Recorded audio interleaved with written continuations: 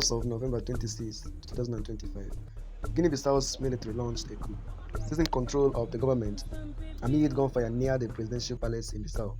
Soldiers detained President Umaro Sissoco Embalo, along with key figures including his election rival Fernando Diaz, former Prime Minister Domingos Pereira, Interior Minister Poche Kande, Army Chief General Biagwe Nantan, and his deputy General Mamadou Toure. The junta cited an alleged plot by politicians backed by a notorious drug baron to destabilize the nation as justification for the takeover. They immediately suspended the ongoing electoral process following recent general elections, closed all land, air and sea borders, halted media activities, and imposed a nighttime curfew. Embalo, held briefly at army headquarters and described as well treated, denounced the action as illegal and fled to neighboring Senegal via a chartered flight arranged by the Senegalese government. From Dakar, he vowed to rally international support for his return. Senegal, sharing a porous border with Guinea-Bissau, has maintained close contact with local actors to facilitate aid and border management amid the crisis. Just one day later, on November 27, the military reversed course on the borders.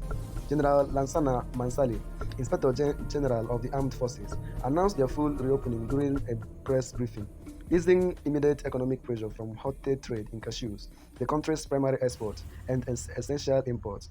That same day, General Hotanatam, former head of the Presidential Guard, was sworn in as transitional president for a 12-month period, promising new elections to restore order. Brigadier General Dennis Nankaha also addressed the media, warning against unauthorized rallies. I hereby warn against any unauthorized rally or protest. Such actions will not be tolerated under the current state of affairs.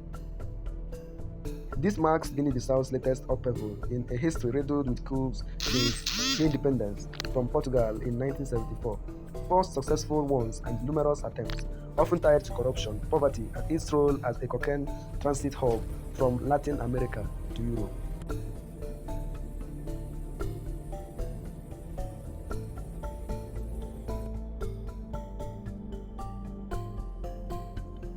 The West African nation of 2 million faces soaring inflation, high youth unemployment, and a 70% poverty rate, excavating instability.